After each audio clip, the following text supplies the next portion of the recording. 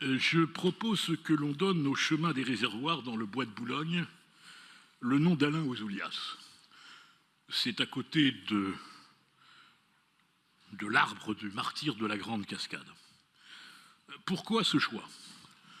Parce que la résistance, c'était à la fois l'amour de la patrie et l'amour de la liberté, et qu'elle a réuni des hommes et des femmes d'origines différentes, de convictions différentes, parfois de convictions opposées, mais qui avaient en commun l'amour de la liberté et l'amour de la patrie.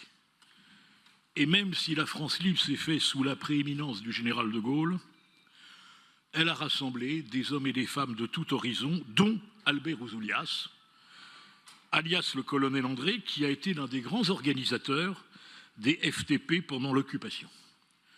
Ouzoulias a été un résistant de la première heure, il s'est évadé des camps allemands, il a joué un rôle central dans l'insurrection parisienne de l'été 1944, il est l'un des 5 signataires de l'appel à la mobilisation générale du 10 août 1944.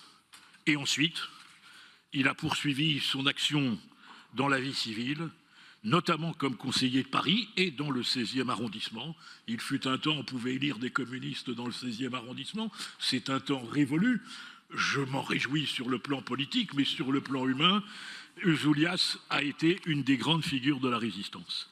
Et donc ce geste de mémoire est un acte de transmission, un acte de mémoire qui nous rappelle qu'au-delà de nos divergences, par les temps qui courent, sur des sujets importants, l'amour de la patrie, la défense des libertés, il y a lieu de rassembler, et donc voilà pourquoi nous avons proposé à cet élu du 16e communiste et résistant de la première heure que cette allée porte son nom.